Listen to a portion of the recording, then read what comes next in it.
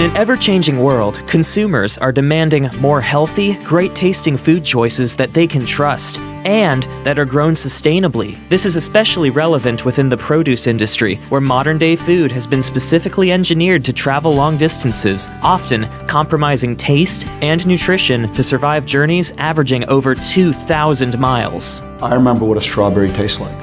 I remember what a strawberry should taste like. That's not what we get a lot of times today in our supermarkets or even our top restaurants. You might think when you're in a grocery store and you see a best by date on produce that it's ripe, it's ready to be eaten, and it's fresh. Chances are that produce has been moved thousands of miles. When you think about planes, trains, and automobiles, that's what our produce is going through. That's what a strawberry goes through. It's not going to have the right flavor. It's not going to have the right nutrition. Local produce, however, is the complete opposite. We can pick it at the point of ripeness with the best flavor and the best nutrition, and it's made its way to the grocery store in days instead of weeks. There's a tremendous convergence of trends happening right now. Millennials, they want to know where it comes from. They want to know what it tastes like. They want to know that it left the earth in a better place than they found it when they started. Baby boomers, on the other hand, care a lot more about nutrition and health. What makes them feel better? Clean, transparent, fresh, good tasting food that people would like to have on a regular basis in their communities. The problem is many of these communities cannot have fresh, clean, local produce year-round. It has never been more difficult to be a farmer. Climate change is a fact. Droughts and floods are becoming more commonplace.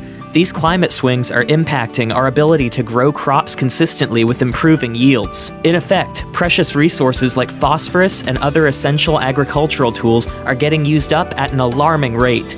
To put things into perspective, 70% of the world's water usage stems directly from agriculture. This is bad news for a planet whose population is expected to hit 9 billion people by the year 2050. In order to provide enough fresh produce for the general populace, farmers will continue to face an onslaught of additional challenges. Droughts and heavy rains and hail. In these recent years, we've really seen firsthand how climate change really affects agriculture. In season, strawberries all come primarily from Salinas, California. Off-season, they travel another 1,000 or more miles. That's why strawberry doesn't taste the way strawberry used to taste like. It's bred for that transportation. So it has to have slightly thicker skin, so when it comes to you, it's not just mushy. That strawberry has to be picked before it's ripe. So it gets chilled down, gets filled with nitrogen. Who wants that strawberry? Indoor farming presents a unique solution to these problems, creating a veritable plant paradise by controlling 100% of all possible environmental factors.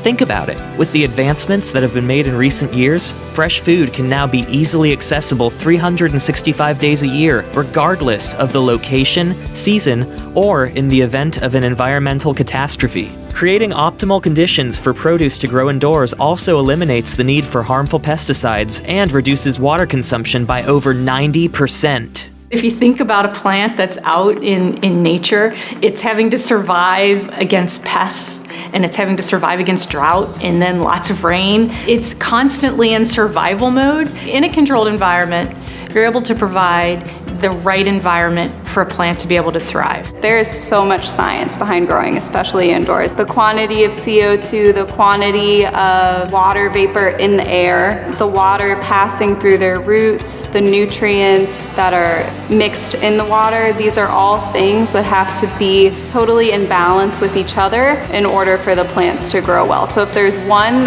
thing that's off, then you're gonna see it in the plants. The plants are gonna tell you. Plants like what we want.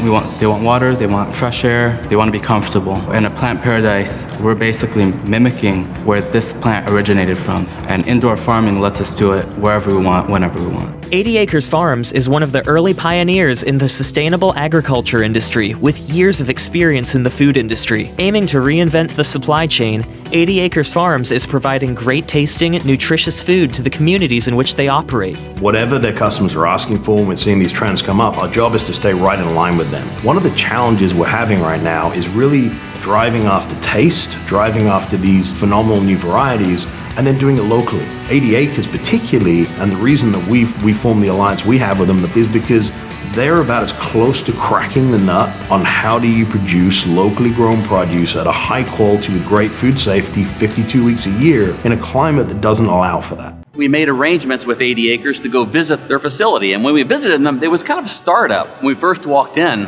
one of my first thoughts was, wow, this is real. And the flavors that they were producing with the microgreens were very intense. Not just the microgreens, but now the lettuces and the spring mixes to baby cucumbers. And they brought us some cherry tomatoes. And it seems like the items keep growing and growing. Their dedication to having quality and getting product to us very quickly makes us a better company. The numbers are staggering. Using the 80 Acres vertical farming model, we can now improve the yield of a harvest by 50 to 300 times that of an open field. And now, with scientific proof that this method can produce food richer in vitamins, nutrients, and taste, the sky is the limit for 80 Acres Farms and the future of sustainable farming. There's a lot about 80 Acres Farms that gets me excited. Here at 80 Acres Farms, we're truly creating a whole new class of produce. There was a woman who tried our basil, and she was almost violently excited, running around the store saying that there was no other basil that she'd tried like this. Whenever we learn that a plant responds a specific way to something else,